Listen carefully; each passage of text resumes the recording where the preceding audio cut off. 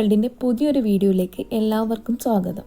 ഇന്ന് നമ്മൾ പഠിക്കാൻ പോകുന്ന 9th സ്റ്റാൻഡേർഡ് ബയോളജിയുടെ 3rd ചാപ്റ്ററായ simple nutrients into cells എന്ന ചാപ്റ്ററിൻ്റെ കണ്ടിന്യൂഷനാണ്.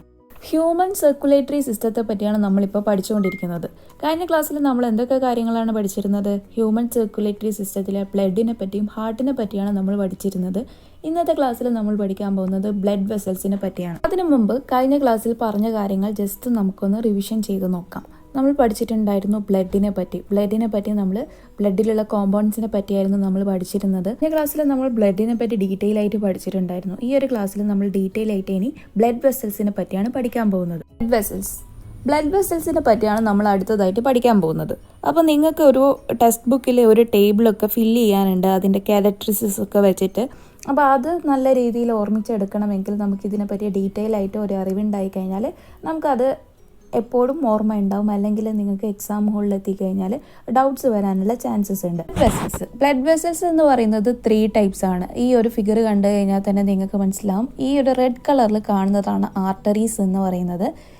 ഈ ബ്ലൂ കളറിൽ കാണുന്നതാണ് വെയിൻ എന്ന് പറയുന്നത്. ഇതിനെ രണ്ടിനെയും കണക്ട് ചെയ്ത ഭാഗമാണ് കാപ്പിലറീസ് എന്ന് പറയുന്നത്. അങ്ങനെയാണെങ്കിൽ എന്താണ് ആർട്ടറി ചെയ്യുന്ന കാര്യം എന്താണെന്ന് വെച്ചാൽ ഹാർട്ടിൽ നിന്ന് ബ്ലഡിനെ ക്യാരി ചെയ്യുകയാണ് ചെയ്യുന്നത്. വെയിന് ചെയ്യുന്ന കാര്യം എന്താണ്? ഹാർട്ടിലേക്ക് ബ്ലഡ് ക്യാരി ചെയ്യുകയാണ് ചെയ്യുന്നത്. കാപ്പിലറീസ് എന്ന് പറഞ്ഞു കഴിഞ്ഞാൽ എന്താണ്? വെയിനിനെയും ആർട്ടറിയെയും കണക്ട് ചെയ്യുന്ന ഭാഗമാണ് കാപ്പിലറീസ് എന്ന് പറയുന്നത്. ഇതിനെ ഒന്ന് ഡീറ്റെയിൽ ആയിട്ട് നമ്മൾ നോക്കുകയാണെങ്കിൽ ഈ വെയിനിന് എന്തുണ്ട്? വാൾവ് ഉണ്ട്. എന്നാൽ ആർട്ടറിക്ക് വാൾവില്ല. വാളിൻ്റെ കേസ് എടുത്ത് നോക്കിക്കഴിഞ്ഞാൽ ആർട്ടറിൻ്റെ വാൾവ് എന്ന് പറയുന്നത് കട്ടിയുള്ള തിക്കായിട്ടുള്ള ഭാഗമാണ്. വെയിനിൻ്റെതോ തിന്നായിട്ടുള്ള ഭാഗമാണ്. ആർട്ടറി എന്ന് പറയുന്നത് ഈ ഒരു ആർട്ടറി സ്പ്ലിറ്റ് ചെയ്തിട്ട് 2 സ്മോൾ ആർട്ടറീസ് ആയിട്ട് മാറും. എന്നിട്ട് അത് ജോയിൻ ചെയ്തിട്ട് കാപ്പിലറീസ് ആയിട്ട് മാറും. കാപ്പിലറീസ് യുണൈറ്റ് ചെയ്തിട്ട് സ്മോൾ വെയിൻസ് ആയി മാറും. എന്നിട്ട് അത് ചേർന്നിട്ട് ലാർജർ വെയിനായിട്ട് മാറുകയാണ് ചെയ്യുന്നത്. ഇതിൻ്റെ സ്ട്രക്ചർ എടുത്ത് നോക്കിക്കഴിഞ്ഞാൽ നിങ്ങൾക്ക് ക്ലിയർ ആയിട്ട് മനസ്സിലാകുന്നത്. ആദ്യമായിട്ട് എന്താണ്? ആർട്ടറി സ്പ്ലിറ്റ് ചെയ്തിട്ട് സ്മോൾ ആർട്ടറീസ് ആയിട്ട് മാറും. അത് ജോയിൻ ചെയ്തിട്ട് കാപ്പിലറീസ് ആവും. കാപ്പിലറീസ് യുണൈറ്റ് ചെയ്തിട്ട് സ്മോൾ വെയിൻസ് ആവും. സ്മോൾ വെയിൻസ് യുണൈറ്റ് ചെയ്തിട്ട് ലാർജർ വെയിനായിട്ട് മാറുകയാണ് ചെയ്യുന്നത്. നമ്മുടെ ശരീരത്തിലുള്ള ടോട്ടൽ ബ്ലഡിൻ്റെ ഫ്ലോ നോക്കിക്കഴിഞ്ഞാൽ നിങ്ങൾക്ക് മനസ്സിലാകുന്നതാണ്. ഇവിടെ വെസൽസ് എന്താ ചെയ്യുന്നത്? ഓക്സിജനേറ്റഡ് ബ്ലഡിനെ ട്രാൻസ്പോർട്ട് ചെയ്യുകയാണ് ചെയ്യുന്നത്. എന്നാൽ ഈ വെസൽസ്, അതായത് ഈ റെഡ് കളറിൽ മാർക്ക് ചെയ്തിരിക്കുന്ന വെസൽസ് എന്താ ചെയ്യുന്നത്? ഓക്സിജനേറ്റഡ് ആയിട്ടുള്ള ബ്ലഡിനെ ട്രാൻസ്പോർട്ട് ചെയ്യുകയാണ് ചെയ്യുന്നത്. ഇനി ഡീഓക്സിജനേറ്റഡ് ആയിട്ടുള്ള ബ്ലഡിനെ ട്രാൻസ്പോർട്ട് ചെയ്യുന്നതാണ് ഈ ഒരു ബ്ലൂ കളറിൽ കാണിച്ചിരിക്കുന്നത്. ഈ വെസൽസ് ഈ 2 കളറിലും മിക്സ് ആയിട്ട് കാണുന്ന ഈ ഒരു ഭാഗമാണ് എന്ത് ചെയ്യുന്നത്? ഗ്യാസ് എക്സ്ചേഞ്ച് നടക്കുന്ന ആ ഒരു പാർട്ടാണ് ഇവിടെ കാണിച്ചിരിക്കുന്നത്. അപ്പോൾ ഇതെല്ലാം ജസ്റ്റ് നിങ്ങൾ മനസ്സിലാക്കി വെക്കുക. ഇതൊന്നും നിങ്ങൾക്ക് പഠിക്കാനില്ല. നിങ്ങൾ ഈ ഒരു പാർട്ട് മാത്രം നോക്കിയാൽ മതി. ഇത് ജസ്റ്റ് ഞാൻ നിങ്ങൾക്ക് പറഞ്ഞു തന്നെന്ന് മാത്രം. ഇവിടെ നിങ്ങൾക്ക് കാണാൻ സാധിക്കും ആർട്ടറീസിൻ്റെ വാൾവും അതുപോലെ തന്നെ വെയിനിൻ്റെ വാൾവും. ആർട്ടറീസിൻ്റെ വാൾവ് എടുത്ത് നോക്കിക്കഴിഞ്ഞാൽ നിങ്ങൾക്ക് മനസ്സിലാവും വളരെ തിക്കായിട്ടുള്ള ഒരു വാൾവാണ്. ഇതൊന്നും നിങ്ങൾ വരക്കേണ്ട ആവശ്യമില്ല. ഇതൊക്കെ മനസ്സിലാക്കി വെച്ചാൽ മതി. ജസ്റ്റ് നിങ്ങൾക്ക് ആ ടേബിളാണ് നിങ്ങളെ നോട്ട്ബുക്കിലേക്ക് എഴുതി വെക്കേണ്ടത്. ജസ്റ്റ് നിങ്ങൾ ആ ടേബിൾ എഴുതുന്ന സമയത്ത് ഇതുപോലെ ഫിഗർ നിങ്ങൾ സൈഡിൽ വരച്ചിട്ട് വെക്കുകയാണെങ്കിൽ നിങ്ങൾക്ക് എന്താണ് കൂടുതൽ നിങ്ങൾക്ക് വേഗത്തിൽ കാര്യങ്ങൾ മനസ്സിലാവും. അതുകൊണ്ടാണ് ഇത്ര ഫിഗർ കാണിച്ചിട്ട് നിങ്ങൾക്ക് ഓരോന്നും എക്സ്പ്ലെയിൻ ചെയ്ത് തരുന്നത്. വെയിനിൻ്റെ കേസ് എടുത്ത് നോക്കിക്കഴിഞ്ഞാൽ ഇവിടെ ഒരു വാൾവ് നിങ്ങൾക്ക് കാണാൻ സാധിക്കും. ഇപ്പം ഈ പാർട്ടൊന്നും നിങ്ങൾക്ക് ഇപ്പം പഠിക്കാനില്ല. ജസ്റ്റ് ഈ 2 കാര്യങ്ങൾ, അതായത് ഈ ആർട്ടറിൻ്റെയും വെയിനിൻ്റെയും വാൾവ് എടുത്ത് നോക്കിക്കഴിഞ്ഞാൽ ആർട്ടറിയുടെ വാൾവ് എന്ന് പറയുന്നത് തിക്കും വെയിനിൻ്റെത് തിന്നുമാണ്. അതുപോലെ വെയിനിന് വാൾവുണ്ട്, ആർട്ടറിക്ക് വാൾവില്ല. ഈ ഒരു കാര്യം മനസ്സിലാക്കിയ. അതുപോലെ തന്നെ ഇതിൻ്റെ ബ്ലഡിൻ്റെ ഫ്ലോ നോക്കിക്കഴിഞ്ഞാൽ ലോ പ്രഷർ ലോ സ്പീഡിലാണ് വെയിനിൽ ബ്ലഡ് ഫ്ലോ ചെയ്യുന്നത്. ആർട്ടറിയിലാണെങ്കിൽ ഹൈ സ്പീഡ് ഹൈ പ്രഷറിലാണ് ബ്ലഡ് ഫ്ലോ ചെയ്യുന്നത്. ബ്ലഡിൻ്റെ ഫ്ലോ കാണിക്കുന്ന ഒരു ഫിഗറാണ് ഇവിടെ നിങ്ങൾക്ക് നൽകിയിരിക്കുന്നത്. അപ്പോൾ നിങ്ങൾക്ക് ഇതിലുള്ള ഓരോ കാര്യങ്ങളും നിങ്ങൾക്ക് നല്ല ഡീറ്റെയിൽ ആയിട്ട് തന്നെ ഈ ഒരു ഫിഗറിൽ നിങ്ങൾക്ക് കാണാൻ സാധിക്കുന്നതാണ്.